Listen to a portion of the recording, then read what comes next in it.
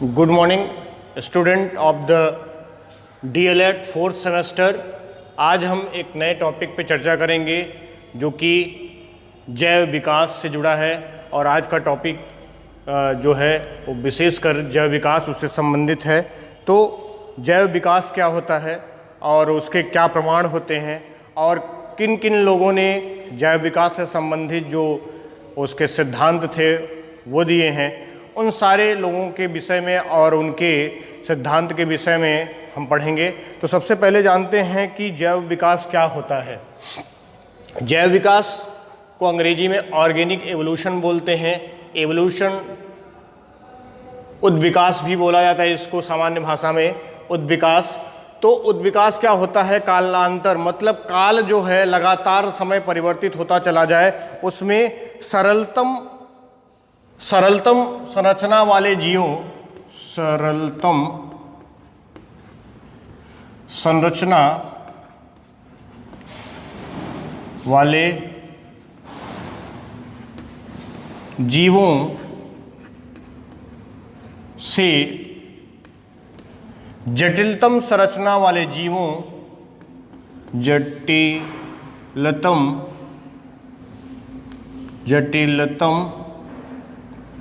संरचना वाले जीवों में क्रमिक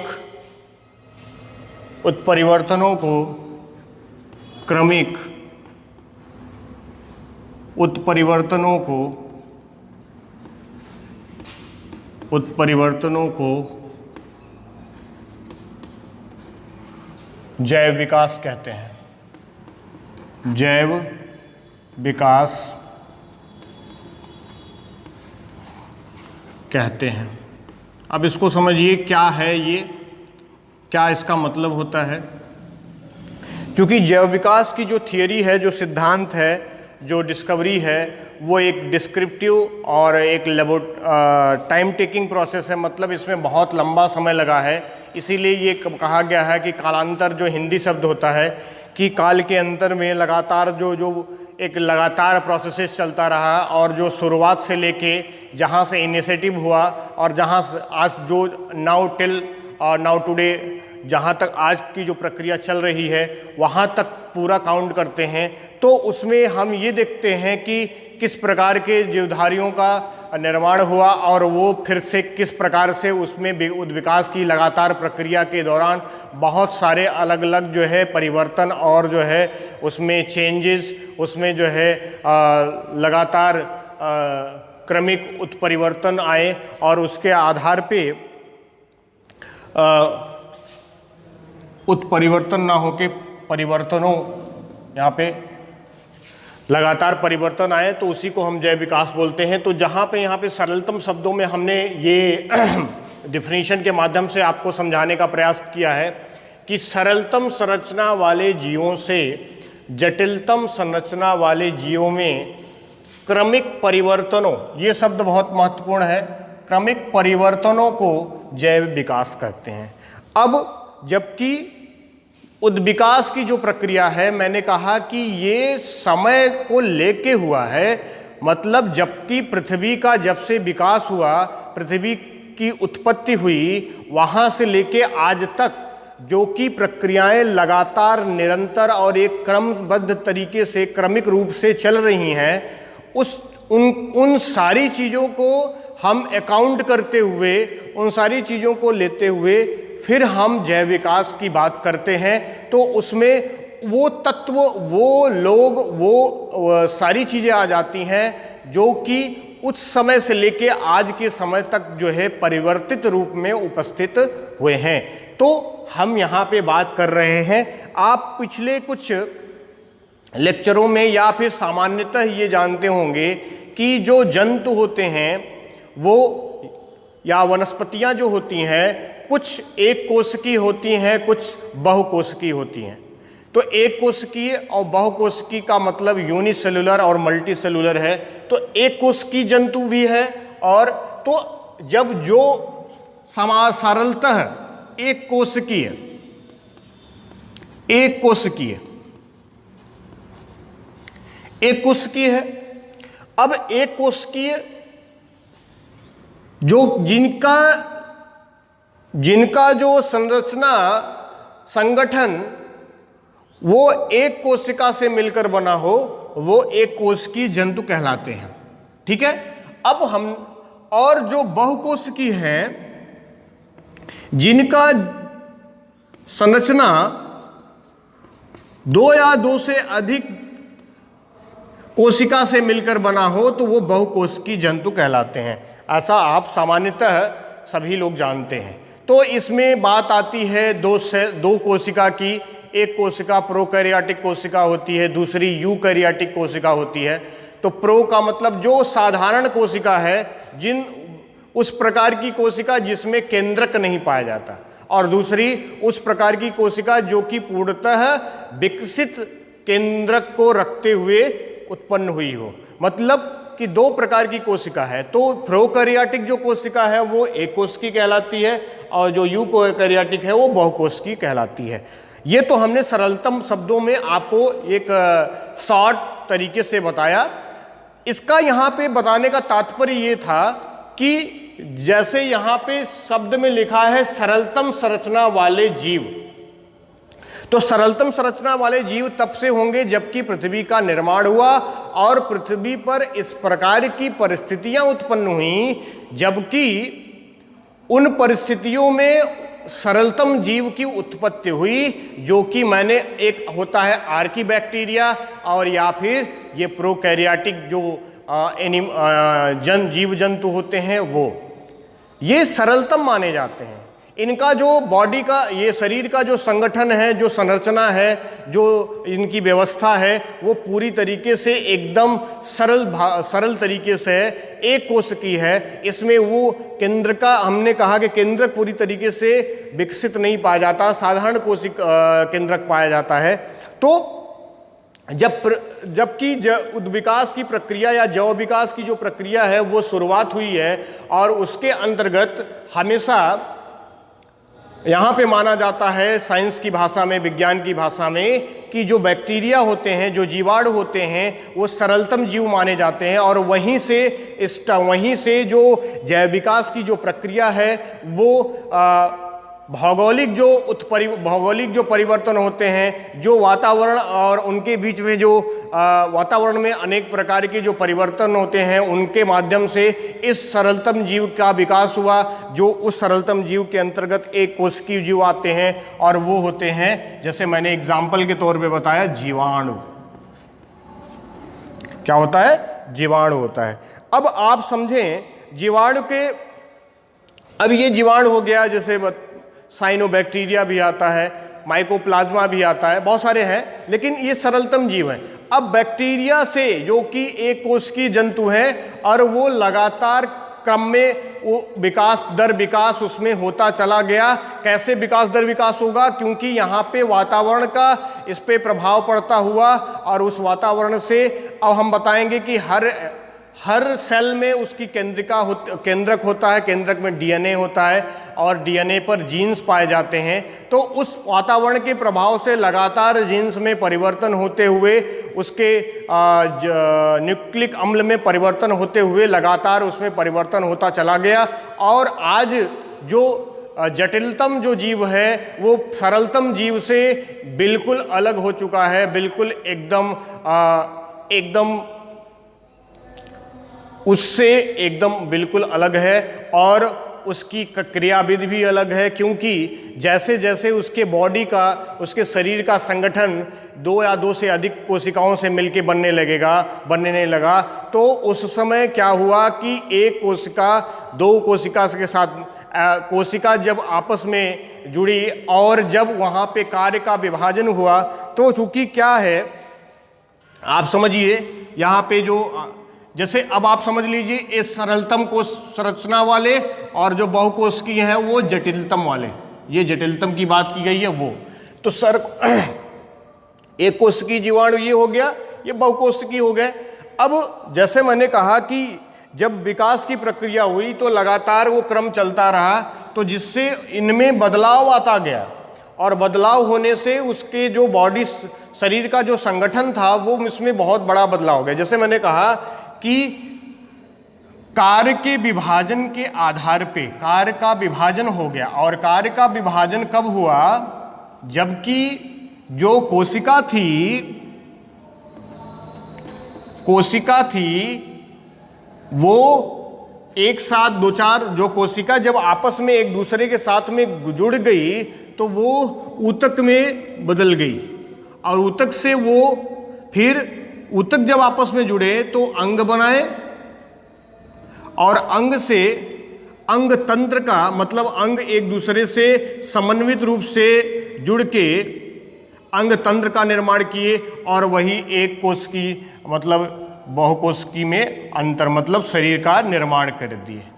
तो आप देखें, तो जैसे मैंने कहा कि यहाँ पे देखिए कोशिका की बात हुई, कार्य के विभाजन, क्योंकि जबकि कोशिका अपने कार्यों को अपने जैसे जैसे उसमें लगातार वातावरण के और समय के हिसाब से, क्योंकि इसमें मैंने कहा कि लगातार बहुत लंबा टाइम लगा है और लगातार विकास की प्रक्रिया चलती रही, तो उस संदर्भ में जो है यहाँ पर हमने ये देखा कि जो कोशिका है वो अपने कार्यों का विभाजन कर लेती है, और उस कार्य के आधार पे ही वो जो है लगातार ऊतक, ऊतक से अंग, अंग से अंग तंत्र, और उसके बाद एक विशेष प्रकार के जीवों के रूप में संगठित हो जाते हैं। तो कार्य के आधार पे हुआ। तो आप यहाँ देखिए कि जो जैव विकास है वो सरलतम संरचना वाले जीवों से जटिलतम संरचना वाले जीवों में क्रमिक परिवर्तनों को जैव विकास कहते हैं। तो आपने ये बहुत हद तक आपको क्लियर हो गया होगा कि सरलतम संरचना वाले जीव कौन है, जैसे जीवाणु है, एक कोशिकी है, और वातावरण के प्रभाव में रहते हुए धीरे धीरे उसमें लगातार, तो जीवाणु से, और आज जो मनुष्य है जो मैमल्स के अंतर्गत आता है वो उसमें देखिए कितना परिवर्तन हो चुका है। जीवाणु जबकि वो क्या होता है, मोनेरन्स में रखा गया है, फिर उसके बाद प्रोटोजोआ आता है, प्रोटोजोआ के बाद तब जो है प्लांटी, फिर जो है एनिमल्स की, आप जंतु की हम बात करते हैं। तो आप देखिए बहुकोशिकी में पौधे और जंतु दोनों आते हैं, दोनों की कार्यकी अलग अलग होती है, लेकिन ये क्या है, जटिलतम है, कॉम्प्लेक्स है। ये सिंपल से कॉम्प्लेक्स टाइप के जो बॉडी ऑर्गेनाइजेशन को कंसिस्ट किए हैं, मतलब रखे हुए हैं। अब एक बात यहाँ पे विशेष समझनी पड़ेगी आपको, क्या, क्रमिक परिवर्तन।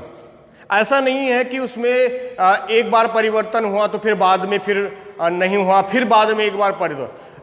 समय के हिसाब से जो समय लगा है, कालांतर शब्द यहाँ पे इस्तेमाल किया जाता है। हिंदी के शब्द है कालांतर।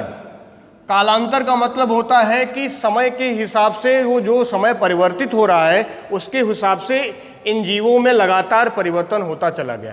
तो जो समय लगा है, बहुत लंबा समय लगा है, बहुत लंबा समय, और इस अगर लंबा समय नहीं लगता तो वो परिवर्तन नहीं होता। परिवर्तन समय के जिम्मेदारी होती है, समय के हिसाब से उसमें परिवर्तन होता है, क्योंकि जैसे जैसे समय बदलेगा, समय आगे बढ़ेगा, तो जो वातावरण होता है वो परिवर्तित होता है, और जब वातावरण परिवर्तित होता है तो वातावरण में ही रहने वाले जीव जंतु होते हैं। तो ये जो जीव जंतु होते हैं वो क्योंकि वातावरण के हिसाब से या वातावरण के अनुसार ही कार्य करने की प्रक्रिया करते हैं, तो इन जीव जंतुओं को अपने वातावरण के हिसाब से या अनुसार अपने शरीर के संगठन में या क्रियाविध में क्या करना पड़ता है, परिवर्तन करना पड़ता है। और जब ये परिवर्तन करते हैं तो वो क्रियाविधि का जो परिवर्तन होगा या रासायनिक जो शरीर का संगठनात्मक परिवर्तन होगा वो लगातार होता चला जाएगा, और इससे कि वो जो पूर्व के जीव होते हैं वो धीरे धीरे इसी प्रक्रिया वातावरण के प्रभाव के कारण लगातार बदलते चले जाएंगे, और उनकी जो कार्यकी होगी वो भी बदलती जाएगी। तो एक समय ऐसा आएगा कि वो जो पूर्व के जो भी जीव जंतु थे वो बाद के जीव जंतु से बिल्कुल भिन्न हो जाएंगे, बिल्कुल अलग हो जाएंगे।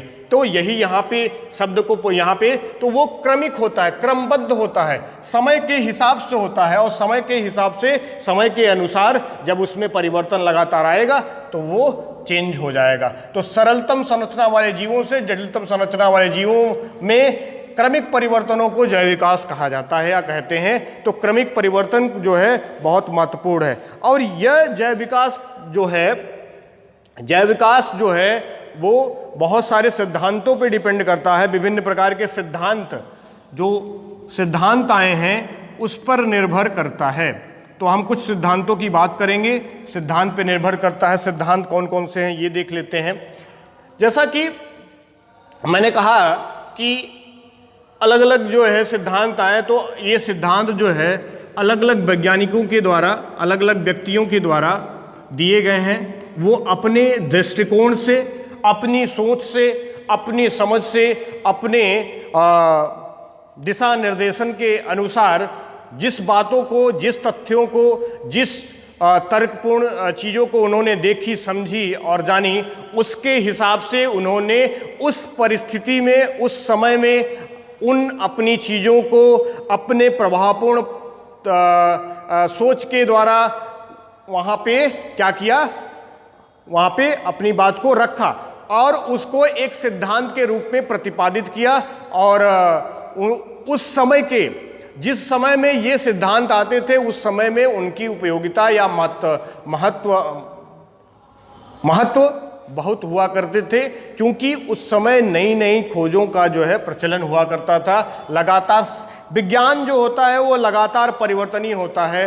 वो विज्ञान कभी जो है संपूर्ण, हम विज्ञान को नहीं पढ़ सकते, क्योंकि विज्ञान लगातार हर दिन हर पल जो है बदलता रहता है, क्योंकि नए नए जो रिसर्च होते हैं, नए नए खोजें होती हैं, उसमें लगातार उसमें परिवर्तन और नई नई चीज़ों को जोड़ते रहते हैं। तो उसी प्रकार से सिद्धांत आए इसको समझाने के लिए, जो मैंने आपको समझाया।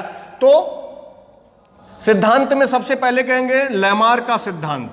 लैमार्क का सिद्धांत, लैमार्क कौन थे, अब इसको आप समझेंगे।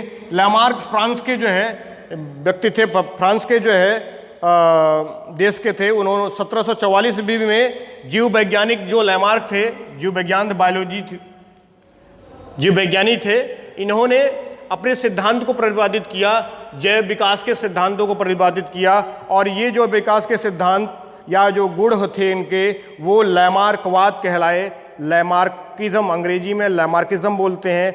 1809 ईस्वी में फिलॉसफी जूलॉजिक, 1809 ईस्वी में फिलॉसफिक जूलॉजी,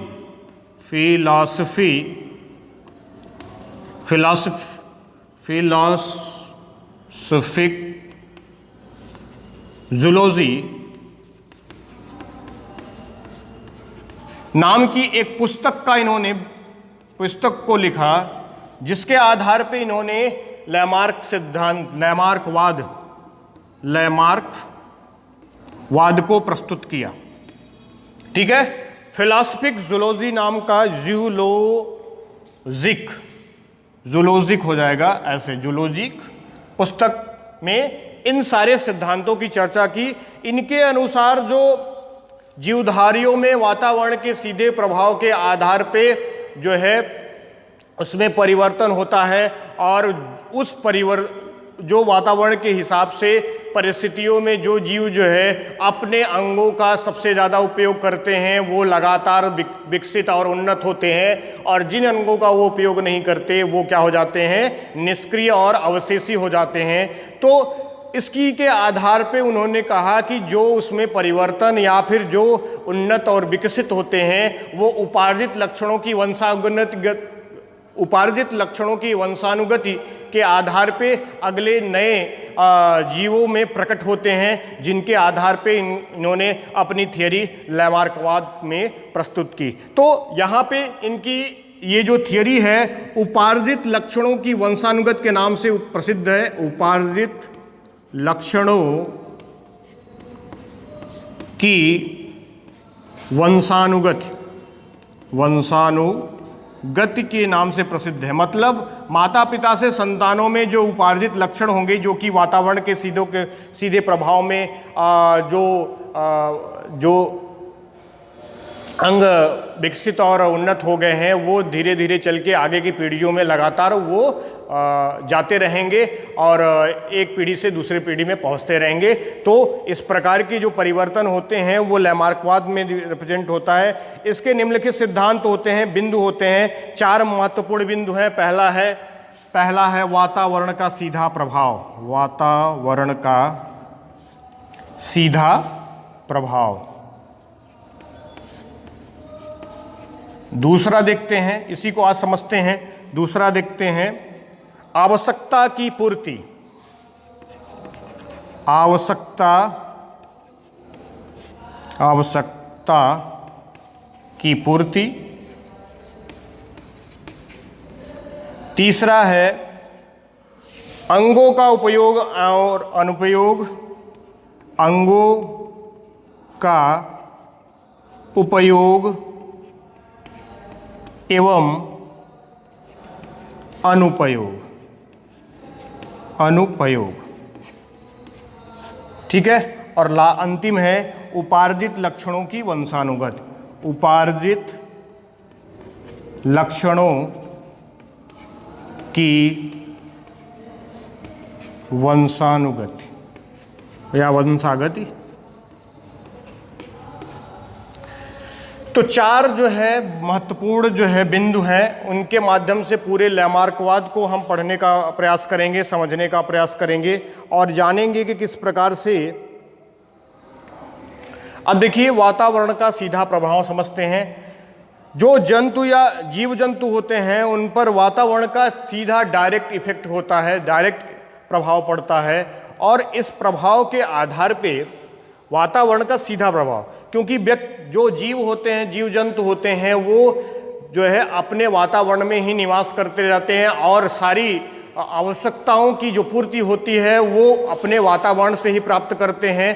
तो प्रत्यक्ष व अप्रत्यक्ष रूप से उन पर उस वातावरण का, जिस भौगोलिक परिक्षेत्र में, जिस एरिया में वो रहते हैं, उस पर वो प्रभाव उन पर पड़ेगा। ठीक है। अब जबकि सीधा प्रभाव पड़ता है तो जैसा मैंने पहले भी बताया कि वातावरण के अनुसार ही जीव जंतु जो होते हैं उसको अपने अंदर परिवर्तन लाते हैं, कार्यकी में परिवर्तन लाते हैं और उस आधार पे अपने जीवन को चलाने का प्रयास करते हैं। तो पहली प्रक्रिया बात ये समझ में आ गई कि जीवों पर वातावरण का सीधा प्रभाव पड़ता है। अब दूसरी बात है कि आवश्यकता की पूर्ति। अब जो जीव जंतु होते हैं वो जीवन के लिए कुछ आवश्यकताओं की पूर्ति होती है, उनको भोजन चाहिए, उनको रहने का स्थान चाहिए, उनको जो है वातावरण से कुछ चीज़ों को चाहिए जिससे के आधार पे वो हमेशा जीवित रह सकें। तो उसके लिए वो वातावरण पे जो है वातावरण से ही आवश्यकता की पूर्ति करते हैं जिससे कि वो जीवित रहते हैं। तीसरी बात जो सबसे महत्वपूर्ण ये भी है, इस नाम से भी लैमार्कवाद को जाना जाता है, use and disuse theory of the organ, अंगों का उपयोग एवं अनुपयोग। लैमार्कवाद के अनुसार या लैमार्क के हिसाब से वातावरण का सीधा प्रभाव होने के कारण जो जीव जंतु अपने जिस अंग का सबसे ज़्यादा इस्तेमाल करते हैं वो उन्नतशील और विकसित हो जाते हैं, उन्नतशील और विकसित हो जाते हैं और विकसित हो जाते हैं।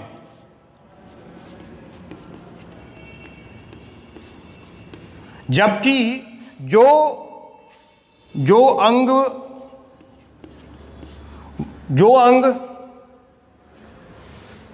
का कार्य, जिस अंग से वो कार्य नहीं लेते हैं या फिर वो वातावरण के हिसाब से उसका कार्य नहीं लेते हैं, वो क्या हो जाते हैं, पूरी तरीके से जो है वातावरण के हिसाब से वो पूरी तरीके से वो धीरे धीरे जो है अवशेषी हो जाते हैं, अवशेषी हो जाते हैं। ठीक है।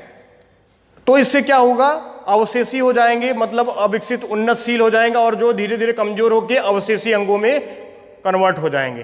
तो अब ये जो धीरे धीरे वातावरण के प्रभाव से ये जो उन्नतशील अंग है वो धीरे धीरे उपार्जित लक्षण के रूप में हो जाएंगे, और इन्हीं यही जो है एक पीढ़ी से दूसरी पीढ़ी में जो है हमेशा लगातार जाते रहेंगे और उपार्जित लक्षणों की वंशानुगत के अनुसार हमेशा प्रदर्शित होते रहेंगे। तो इस आधार पे उन्होंने कहा कि जिस अंगों का उपयोग ज़्यादा होगा वो उन्नतशील और विकसित होंगे, और जिस अंगों का आप जंतु जो है उपयोग नहीं करते वो कमज़ोर हो के धीरे धीरे लुप्त या फिर अवशोषी अंगों के रूप में हो जाते हैं। उसका उदाहरण उन्होंने सबसे बहुत बड़ा एग्जाम्पल है, आप लोग जानते भी होंगे, उदाहरण है जिराफ का, कि जिराफ जो होता है, बताया जाता है कि जिराफ की जो पूर्वज थे वो छोटे थे, उनकी गर्दन भी छोटी थी, और वो लगातार जो है अफ्रीका के देशों में पाए जाते थे।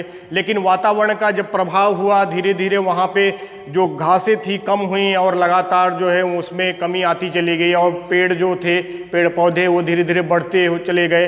तो वो भोजन को प्राप्त करने के लिए अपनी गर्दन को धीरे धीरे उचकाते थे उनको प्राप्त करने के लिए, तो भोजन प्राप्त करते थे।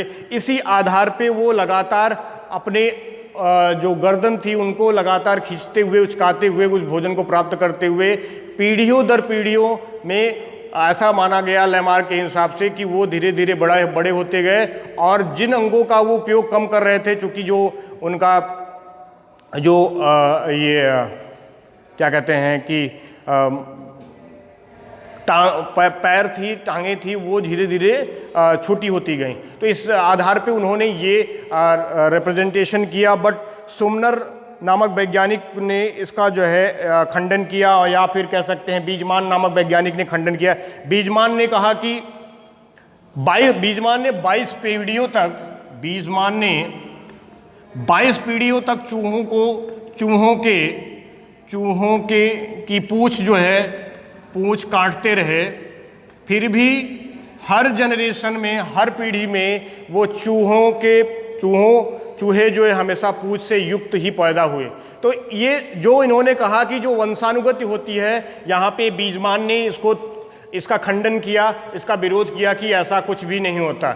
जबकि सुमनर नामक वैज्ञानिक ने कहा कि जो वातावरण में जो चूहे ठंडे अवस्था में पाए जाते हैं वो हमेशा जो है उनके कान जो है वो बड़े होते हैं और वो दिखाई पर प्रदर्शित होते हैं, और उनकी संतानों में लगातार जो है वो यथावत दिखाई पड़ते हैं। तो या फिर आपने जो जानते हैं कि चीन में जो है जो लड़कियां होती हैं वो अपने कान को जो क्या कहते हैं कि सदियों से भारत में कान और नाक छेदे जाते हैं, परंतु जो है लगातार जो है वो वंशानुगत नहीं होते। हर पीढ़ी में उसको कान और नाक को छेदना ही पड़ता है। पहलवान का बेटा पहलवान नहीं हो सकता, ये कहावत परिदृश्य होती है। और चीन में जो है जो लड़कियां होती हैं अपने पैरों को छोटा करने के लिए बहुत ही जो है एकदम छोटी जो है जूतियों का इस्तेमाल करती हैं जिससे कि उनके पैर ना बड़े हों, लेकिन वो अगली पीढ़ियों में उसी प्रकार के सामान्य जो है पैर दिखाई पड़ते हैं। तो कुल मिला के इस आधार पे ये कहा जा सकता है कि जो लैमार्क की थियरी थी उस टाइम में प्रभावशाली थी, लेकिन बाद में धीरे धीरे प्रयोगों के आधार पे ये निष्कर्ष निकाला गया कि इनकी जो उपार्जित लक्षणों की वंशानुगत होती है जो कि वातावरण के आधार पे पाई जाती है, यह पूरी तरीके से सही नहीं है। और उसमें क्योंकि यहाँ पे अलग अलग जो थियरी के माध्यम से वहाँ पे इनका खंडन किया गया, तो इस आधार पे हम ये कह सकते हैं कि लैमार्क की थियरी जो है ये उपार्जित लक्षणों की वंशानुगत या फिर यूज़ या फिर जो है अंगों का उपयोग और अनुपयोग जो होता है वो उस रूप में ये रिप्रेजेंट या प्रदर्शित हो रहा है। लेकिन कुल मिला के जो जैव विकास की आधारशिला थी, ये लैमार्कवाद के रूप में लैमार्क ने एक प्रयास किया और उस समय में उन सारी चीज़ों को बताने का प्रयास किया कि जिस समय में ये संभव शायद नहीं थी, तो उस समय में इनकी ये जो वातावरण का सीधा प्रभाव है या अंगों का उपयोग है, ये कुछ न कुछ हद तक, चूँकि वातावरण का और जीन का प्रभाव हमारे हर मनुष्य, हर जीव जंतु, हर पौधे पे पड़ता है, इसलिए कुछ इनकी जो थियरियाँ थी वो मान्य थी। लेकिन जो उपार्जित लक्षणों की वंशानुगत इन्होंने कहा, किस आधार पे कहा, कैसे कहा, इसको वो बताने में सफल नहीं रहे और इस आधार पे इनका खंडन हुआ। और उसी के आधार पे इनको जो है इनकी थियरी जो है सफल नहीं हो पाई। इसके बाद एक अलग अलग नई नई थियरियाँ आई और उस थियरी का नाम था डार्विनवाद। तो हम अगले लेक्चर में डार्विनवाद और उत्परिवर्तनवाद जैसे सिद्धांतों पे चर्चा करेंगे। तब तक के लिए धन्यवाद।